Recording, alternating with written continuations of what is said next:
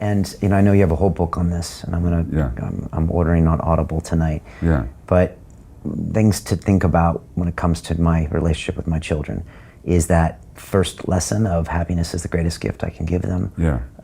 Those first 7 years are very important. Are there other things? Actually, the first 7 years are crucial. I would say the first 3 years are the nub of it.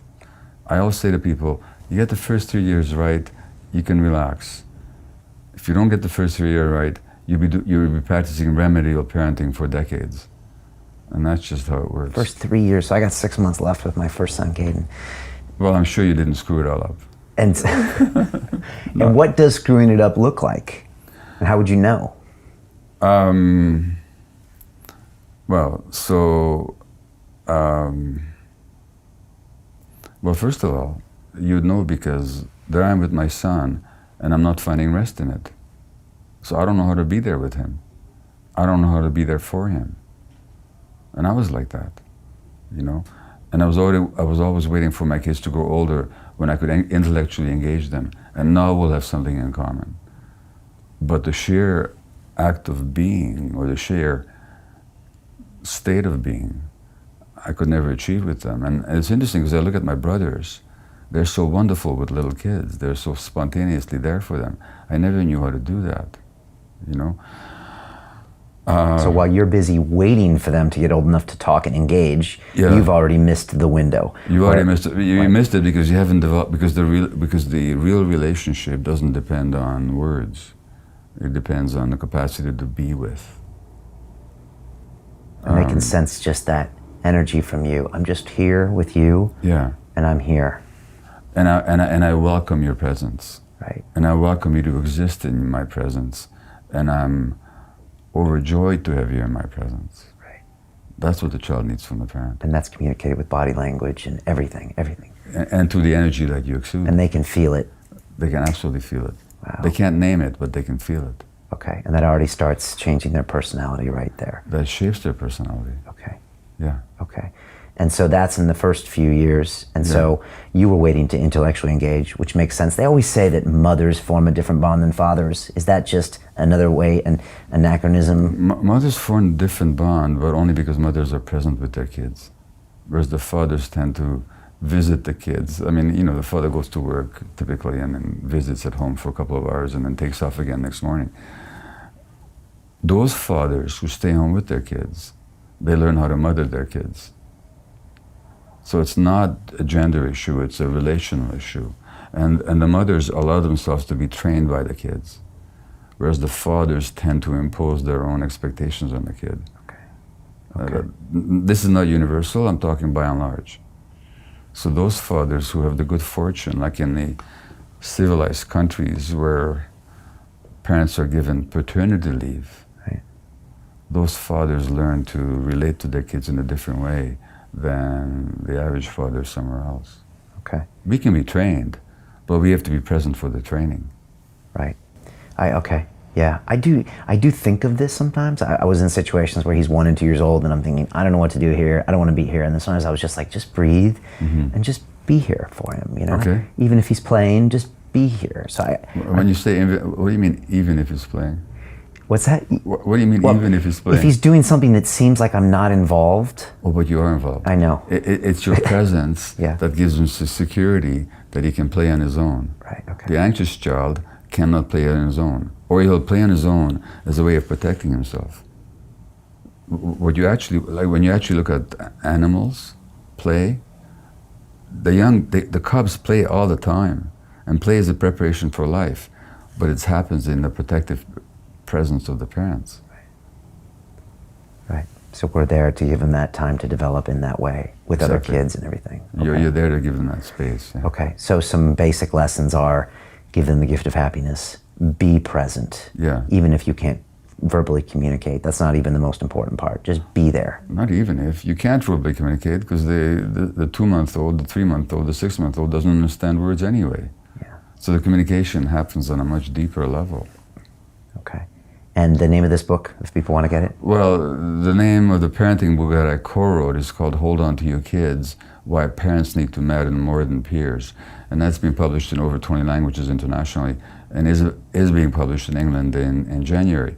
And what it's about is that in our culture, the children have a need to attach. They have a need to connect with somebody, because without that connection, they don't survive. And in the hunter-gatherer bands where human beings evolved, those attachments were with adults. And not just one adult or two adults, but with a whole set of nurturing adults. Now in our culture, we've deprived the kids of the parental presence for the most part. And the child's brain can't handle an attachment void where there's no attachment figure. And in the absence of the parent or the nurturing adult, the child will fill that void with the peer group. Now kids become far more peer attached than is healthy for them. And now peers become their models and their mentors and their templates for how to be, how to walk, and how to talk. And as that happens, the kids push away from the parents because they're more minded to belong to the peer group, which has different values from the parents. And the kid's brain can't handle that competition. So the brain of the child will actually choose the peer group over the parent group. And where that goes, you can see on Facebook, and you can see it in the teenage gangs. And you can see it in the increasing frustration of parents who've lost the power to parent, because parents think that their power to parent comes from the fact that they have the responsibility and the strength and the wisdom. It doesn't come from that. The power to parent comes from the desire of the child to belong to you. When the child is driven to belong to the peer group, because we've taken him out of his natural context, we lose the power to parent. What do we do then? We ratchet up the pressure. We become more authoritarian. We lose the authority, so we become authoritarian. And the more authoritarian we become, the more pressure we put on them, the more they resist. And now we label them with oppositional defiant disorder, and we call them obstreperous and bad and naughty kids. All they're doing is acting out their attachment dynamics. So if we want to discipline kids, we actually have to make them our disciples. And the disciple is not somebody who's afraid of you. The disciple is somebody who loves you and wants to belong to you and follow you. So discipline is the very opposite of punishment. Mm. And how do you do that with your kids? Well, first of all, you realize that the most important template, in fact, the essential template for the emotional development of the child, as well as for the brain's healthy physiological development, is a nurturing relationship with mutually responsive adults. That is the template for physiological brain development and healthy psychological development. That means that anything that you do that undermines the relationship with the child will actually undermine the child's development, because it makes the child insecure, and kids in state of insecurity are in defensive flight or fight mode, in which mode they don't learn anything. They just are defending. And so that every time I use the relationship against the child, so I have a 2-year-old who's angry, and most psychologists and parenting experts will tell you, time out. In other words, what they're telling you is, withdraw the relationship from the child as a way of threatening the child. And that threat will make the child comply with you. Well, the child may temporarily comply with you, but what have you taught her? You've taught her that the relationship is conditional. Right. That they're only acceptable to you if they please you.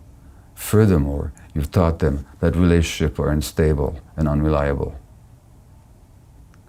And you've learned, and they've learned, that you're not available for them when they're most upset. Because why is he acting out? Why is he throwing a tantrum? Because they're frustrated about something, because they're angry about something, because they're unhappy. And you say to them, when you're most unhappy, that's when I'm least available to you. And this is how parents are taught to parent. Furthermore, parents are taught not to pick up their kids when they're crying.